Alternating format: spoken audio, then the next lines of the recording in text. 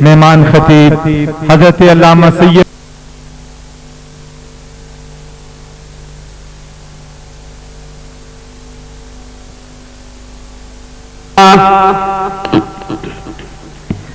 الحمد لله وحده والصلاة والسلام على خاتم الأنبياء أما بعد فأعوذ بالله من الشيطان الرجيم بسم الله الرحمن الرحيم قل إن كنتم تحبون الله فاتبعوني يحببكم الله ويغفر لكم ذنوبكم والله غفور رحيم قل أطيعوا الله والرسول فإن تولوا فإن الله لا يحب الكافرين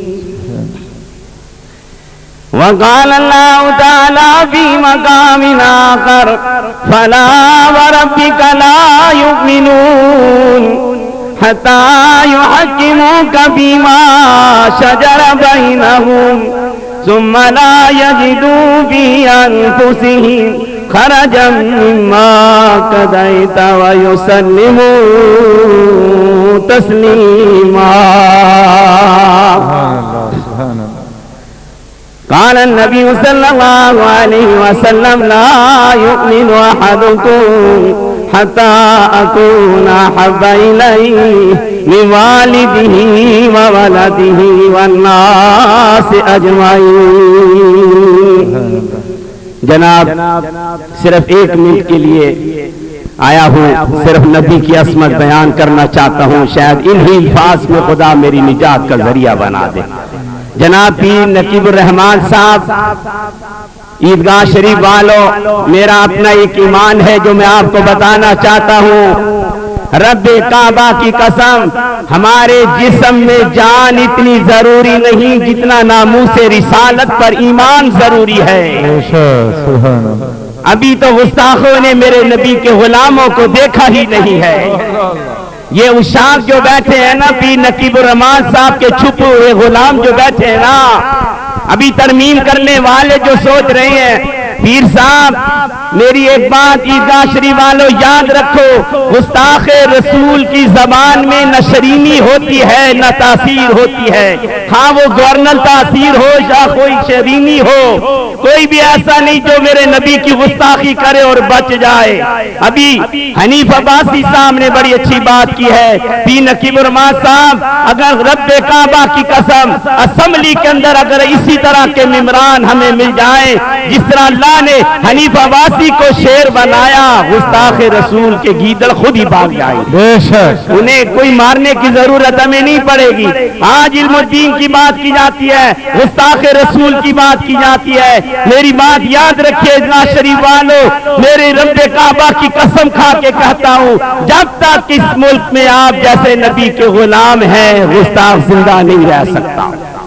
گستاخ کوئی زندہ نہیں رہ سکتا. ابھی بات ہو رہی تھی علم الدین کی، سید عطا اللہ شاہ بخاری کی بات کرنا چاہوں گا. تقریر کر رہے تھے پیر صاحب، روتے روتے کہا لوگو وہ دیکھو سامنے فاطمہ الزہرا رو رہی ہے، وہ دیکھو سامنے عائشہ صدیقہ رو رہی ہے، رو کر کہہ رہی ہے میرے والد کی مسرت پہ بیٹھنے والوں، میرے ابا جی کی توہین ہو رہی ہے اور تم خاموشی سے بیٹھے ہو. عیدگاہ شریف والوں، اس اجتماع میں آپ جیسا کوئی دیوانہ علم الدین بھی بیٹھا ہوا تھا. گھر گیا، چھری تیز کی، رات چرپائی پہ کروٹیں لیتا ہے. ماں قریب آ کر کہتی ہے بیٹا کیا بات ہے، تجھے نیند نہیں آ رہی؟ فرمایا ماں مجھے نیند نہیں آ رہی کیونکہ گستاخ رسول زندہ بیٹھا ہے. ماں دعا کر خدا یہ نیکی کا کام میرے ہاتھ سے لے لے. چھری تیز کی اور علم الدین غازی گیا اور گستاخ رسول کے ٹکڑے ٹکڑے کر دیے۔ آپ کہیں گے کہ جناب ناموس رسالت میں بخاری صاحب تھوڑی سی ترمیم کر لینی دی جائے۔ عیدگاہ شریف والوں کوئی میری توہین کرے کوئی بات نہیں، کوئی آپ کی توہین کرے کوئی بات نہیں، برداشت کر لیں گے۔ ارے جس نبی کے صدقے کا کھاتے ہیں اس نبی کی کوئی توہین کرے تو لعنت ہے ہماری زندگیوں پر۔ پھر ایسی زندگی کو کیا کریں جو نبی کی ناموس پہ قربان نہ ہو۔ وہ علم الدین گیا ٹکڑے ٹکڑے کر دیے، کہنے لگا بدبخت تو کیا سمجھتا ہے کہ نبی کی گستاخی کے بعد تو زندہ رہ جائے گا۔ گرفتار ہوا، جیل میں لے جانے لگے۔ قائد اعظم جس نے پاکستان بنایا علم الدین کے وکیل بنے، اور علم الدین جب گئے اس کے پاس گئے، کہنے لگے علم الدین عیدگاہ شریف والوں ایک بڑی خوبصورت بات سناتا ہوں۔ علم الدین تو ایک بار کہہ دے کہ مجھے ہوش نہیں تھا۔ قائد اعظم کہنے لگا علم الدین تو ایک بار کہہ دے کہ مجھے ہوش نہیں تھا۔ عیدگاہ شریف والے علم الدین کی آنکھوں میں آنسو آئے، رو کر کہنے لگے قائد اعظم کیسی بات کرتا ہے، رب کعبہ کی قسم مجھے تو ہوش اسی روز آیا تھا، مجھے تو ہوش ہی اسی روز آیا تھا۔ فرمایا ایک بار کہہ دے میں تجھے بری کرا دوں گا، میں تجھے آزاد کرا دوں گا۔ سنو عیدگاہ شریف والوں، علم الدین نے جیل کی کالی کوٹھری میں کہا اے قائد اعظم تیری بڑی بڑی مہربانی، تیرا بڑا بڑا شکریہ، لیکن ایک بات یاد رکھ رب کعبہ کی قسم ہے جس دن سے میں نے اس گستاخ کو قتل کیا اس دن سے لے کر آج رات تک ہر روز مجھے نبی پاک کی زیارت نصیب ہوتی ہے۔ سبحان اللہ۔ تو میں کیسے کہہ دوں مجھے ہوش نہیں تھا۔ آؤ عیدگاہ شریف والوں اب وقت آ گیا ہے اختلاف ختم کرو، دیوبندیاں ختم کرو، دیوبندیوں بریلیوں شیعوں اہل حدیثوں اب متحد ہو جاؤ نام محمد پر، کیونکہ آج نام محمد کے لیے ہمیں قربانی دینے کا وقت آ گیا ہے۔ ناموس رسالت کو کوئی چھیڑ نہیں سکتا، یہی میں پیغام سنانا چاہ رہا تھا۔ آخر میں یہی کہوں گا یہ دنیا کے سہارے چھوڑو۔ عیدگاہ شریف کے پیر نقیب الرحمان صاحب یہاں تشریف فرمائے، وہ بھی ایک محفل میں گئے تھے جس محفل میں عیسائی حضرات بیٹھے تھے۔ میں نے مسیحیوں سے کہا، عیسائیوں سے کہا کہ تم اس ناموس رسالت قانون سے ڈرنے کی ضرورت نہیں، یہ صرف گستاخ رسول کے لیے بنایا گیا، یہ اقلیتوں کے لیے نہیں بنایا گیا، اس لیے تم اس کی مخالفت کرنے کی ضرورت نہیں۔ عیدگاہ شریف والوں آج میں آپ کو صرف ایک بات بتانا چاہوں گا کہ ناموس رسالت قانون کی سب سے زیادہ مخالفت قادیانی کر رہے ہیں۔ قادیانیوں کو توڑ کرنے کے لیے ہمیں متحد ہونا ہوگا، تب جا کر ہم اس ناموس رسالت کا تحفظ کروائیں گے۔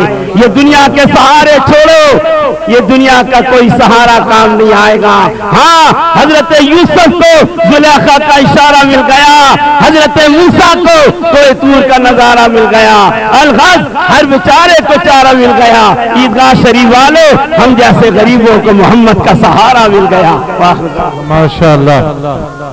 ایمان افروز خطاب سے نواز رہے تھے علامہ سید رضا شاہ صاحب بخاری مدظ اللہ العالی۔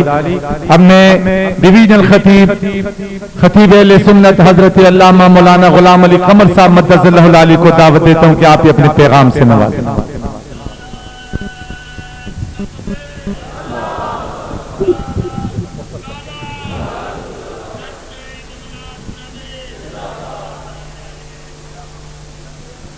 الحمدللہ رب العالمین والعاقبۃ للمتقین والصلاة والسلام علی سید الانبیاء والمرسلین وعلی آلہ واصحابہ اجمعین، اما بعد فاعوذ باللہ السمیع العلیم من الشیطان الرجیم، بسم اللہ الرحمن الرحیم، قد افلح من تزکا،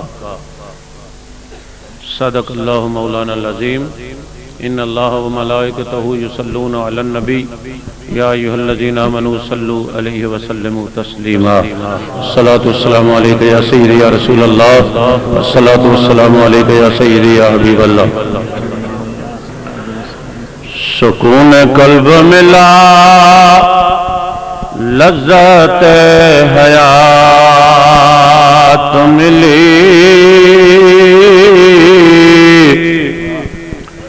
سکون قلب ملا لذت حیات ملی در حبیب ملا ساری کائنات ملی در حبیب ملا ساری کائنات ملی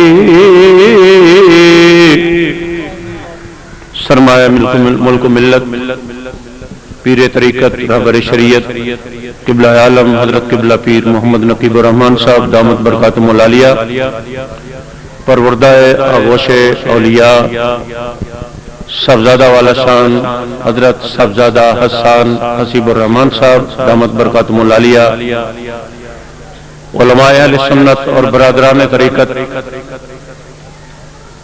کامیابی ایک ایسی چیز ہے کہ ہر آدمی کی یہ خواہش ہے کہ میں ایک کامیاب زندگی گزاروں۔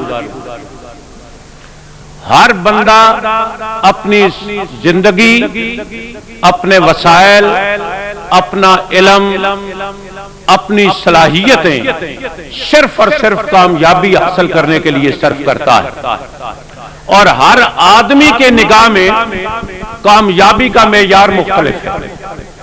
کوئی دولت حاصل کرتا ہے، کوئی حکومت حاصل کرتا ہے، کوئی اقتدار حاصل کرتا ہے، کوئی عہدے حاصل کرتا ہے، کوئی علم حاصل کرتا ہے، کوئی کسی رنگ میں، کوئی کسی رنگ میں کامیابی کا خواہش مند ہوتا ہے۔ ہر آدمی کامیابی کے پیچھے پڑا ہوا، لیکن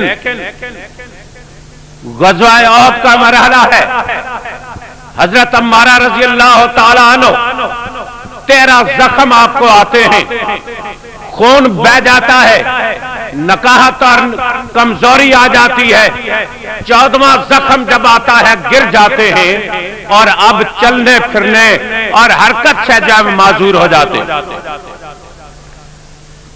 سرکار دو عالم نور مجسم صلی اللہ تعالی علیہ وسلم سامنے جلوہ گر ہیں، اب نہ بیٹھ سکتے ہیں نہ چل سکتے ہیں، کونیوں کے بل کرالنگ کرنے کی ہمت ہے، بڑے کونیوں کے بل گھسٹتے ہوئے آگے بڑھتے آ رہے ہیں، جان نکلنے کے قریب ہے، حرکت تھوڑی تھوڑی ہو رہی ہے، کونیوں کے بل چلتے ہوئے سرکار دو عالم صلی اللہ علیہ وسلم کے قدمین شریفین پر سر رکھتے ہیں، اور ادھر سے جان نکل رہی ہے، اور زبان سے یہ جملے ادا ہو رہے ہیں، فزت برب الکعبہ، فزت برب الکعبہ، فزت برب الکعبہ۔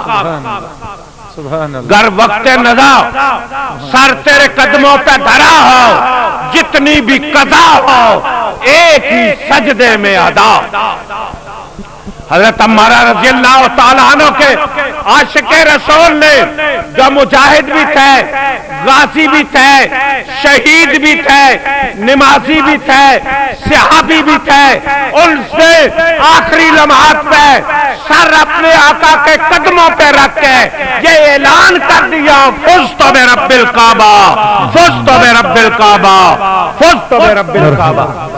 اور یہی سبق یہاں سے ہمیں قبلہ عالم پیر لاسانی حضرت خواجہ حافظ پیر حبیب الرحمن صاحب رحمت اللہ تعالی علیہ نے اپنی آنکھوں سے دیکھ کر ہمیں بتا دیا، کس کو ان سے بڑھ کر اپنے والد گرامی جن کا آج عرس منایا جا رہا ہے، ان سے بڑھ کر کسے دکھ ہو سکتا تھا، کسے اضطراب ہو سکتا تھا، کسے بے چینی ہو سکتے تھے، کسے اور وہ کمی محسوس ہو سکتی تھی۔ آپ فرماتے ہیں کہ بے چینی اور اضطراب کی حد ہو گئی اور کوئی چین نہ ملا، آ کر یہی خیال کیا کہ میں در مصطفیٰ پہ حاضری، سبحان اللہ سبحان اللہ، چلے حاضری دی، جا کے مدینہ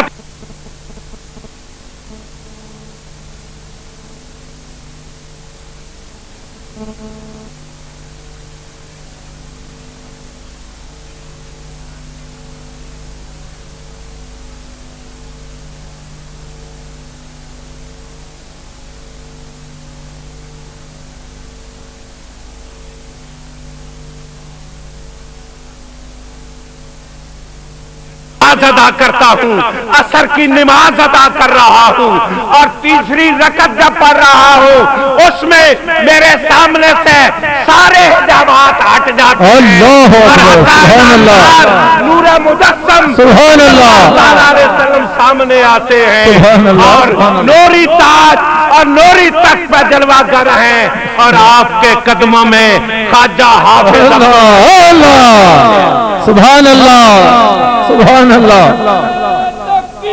اللہ اکبر، یا رسول اللہ، یا حبیب اللہ،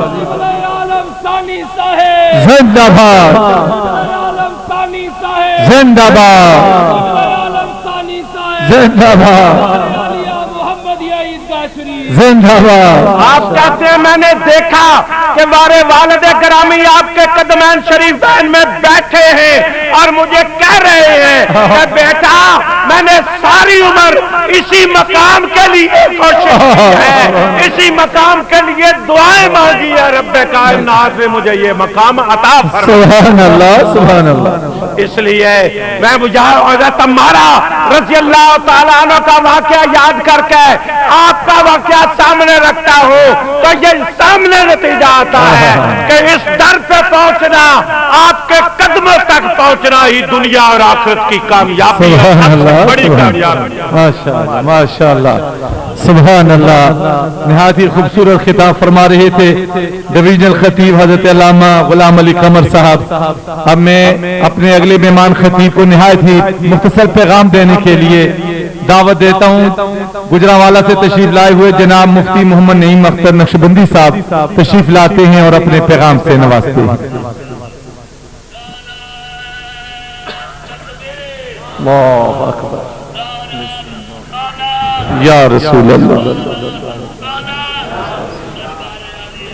نحمده ونصلي ونسلم على رسوله الكريم، أما بعد فأعوذ بالله من الشيطان الرجيم، بسم الله الرحمن الرحيم، ولا تقولوا لمن يقتل في سبيل الله أموات بل أحياء ولكن لا تشعرون، صدق الله مولانا العظيم، وبلغنا رسوله النبي الحبيب الكريم، ونحن على ذلك من الشاهدين والشاكرين، والحمد لله رب العالمين۔ محبت کے ساتھ درود پاک۔ الصلاة والسلام علیک یا سیدی، الصلاة والسلام علیک یا سیدی یا حبیب اللہ، صحابک یا سیدی یا حبیب اللہ۔ قابل صد احترام حضرت صاحبزادہ پیر محمد نقیب الرحمن صاحب دامت برکاتکم العالیہ، اور اس آستانہ عالیہ سے وابستہ حضرات، اللہ تعالی کی بے حد تعریف و توصیف ہے جس نے ہمیں حضور سید عالم صلی اللہ علیہ وسلم کی غلامی نصیب فرمائی۔ اللہ کرے یہ غلامی کی نسبت ہمیشہ قائم رہے، آمین۔ مختصراً یہ عرض کرنا ہے کہ اللہ تبارک و تعالی نے اپنی راہ میں قتل ہونے والوں کو مردہ کہنے سے منع فرمایا ہے، اور فرمایا کہ وہ زندہ ہیں۔ حضرت قاضی ثناء اللہ پانی پتی رحمت اللہ علیہ نے اپنی تفسیر میں بیان فرمایا ہے کہ ایک تو وہ شہید ہے جو میدان جہاد میں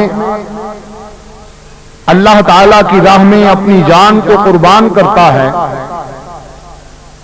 اور ایک وہ شہید ہے جو اپنے نفس سے جہاد کرتا ہے اور خواہشات نفسانی کو شریعت مطہرہ کے تابع کرتا ہے۔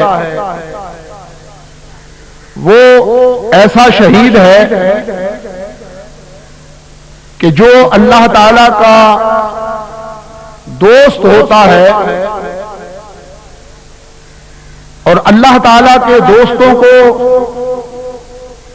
یہ موت مارتی نہیں بلکہ یہ نقل مکانی کر کے ایک مکان سے دوسرے مکان کی طرف چلے جاتے ہیں. فرمایا الا ان اولیاء اللہ لا یموتون بل ینتقلون من الدار الى الدار. سن لو اللہ کے دوست مرتے نہیں بلکہ وہ ایک مکان سے دوسرے مکان کی طرف منتقل ہو جاتے ہیں. سبحان اللہ. اللہ تعالیٰ کا ولی جب اس عالم دنیا میں ہوتا ہے تو لوگ اس کو دیکھتے ہیں اور وہ لوگوں کو دیکھتے ہیں، اور جب وہ اس دنیا سے پردہ فرما جاتے ہیں تو لوگ ان کو نہیں دیکھتے لیکن وہ لوگوں کو دیکھتے ہیں. سبحان اللہ. سبحان اللہ. حضرت ابو علی رودباری رحمت اللہ علیہ ایک بہت بڑے محدث اور اللہ والے ہیں. آپ فرماتے میں حج کے لیے گیا، کعبہ شریف کا طواف کر کے فارغ ہوا تو وہاں مجھے ایک نوجوان ملا اور مجھ سے کہنے لگا کہ میں غریب الوطن ہوں، تنہا ہوں، کل ظہر کے بعد میرا انتقال ہونے والا ہے، آپ مہربانی فرمائیں مجھ سے یہ کچھ پیسے لے لیں اور میرے جنازے کا اور کفن دفن کا انتظام کر دیں. حضرت ابو علی رودباری رحمت اللہ علیہ فرماتے ہیں میں نے اس نوجوان سے وہ رقم لے لی اور دل میں سوچنے لگا یہ کیسا طریقت کا شہباز ہے، ابھی جوانی کا عالم ہے اور اس قدر اس کو یہ مقام حاصل ہے. اگلے روز میں بھی کعبہ شریف کے طواف کے لیے حاضر ہوا اور وہ نوجوان بھی کعبہ شریف کا طواف کر رہا ہے. کعبہ شریف کا طواف کرنے کے بعد اس نے 2 رکعتیں پڑھی اور حرم شریف کے کونے میں لیٹ گیا. اس کے بعد نہ اس نے ہاتھ ہلائے نہ پاؤں. میں نے جب لپک کر دیکھا تو اس جوان کی روح پرواز کر چکی تھی. انا للہ و انا الیہ راجعون. میں نے اس کے کفن کا انتظام کیا، جنازہ پڑھا. جب اس کو لحد میں اتارا تو میرے دل میں خیال آیا کہ میں اس کی پیشانی کو گرد آلود کر دوں تاکہ اللہ تعالیٰ کو اس کی عاجزی پر رحم آئے اور اس کی بخشش فرما دے. جب میں نے اس کے چہرے سے کپڑا ہٹا کر اس کی پیشانی کو زمین پر رکھنا چاہا تو وہ جوان آنکھیں کھول کر مجھ سے کہنے لگا اتذللنی یا ابا علی رودباری، ابو علی رودباری مجھے ذلیل کرتے ہو، اللہ نے تو مجھے بڑی شان عطا فرمائی. سبحان اللہ. سبحان اللہ. تو میں نے اس سے کہا کیا تم مرنے کے بعد بھی زندہ ہے؟ اس جوان نے کہا انا حی وکل محب للہ تعالی حی. سن لو میں بھی زندہ ہوں اور اللہ کا ہر چاہنے والا زندہ ہے. سبحان اللہ. سبحان اللہ. یہ وہ زندگی ہے جو بندے کو ایمان اور تقوی اور معرفت سے حاصل ہوتی ہے. تو اس کے بعد وہ مجھ سے کہنے لگا لانصرنک غدا، ابو علی میں کل تمہاری ضرور مدد کروں گا. میں نے پوچھا تو کیا میری مدد کرے گا؟ تو وہ کہنے لگا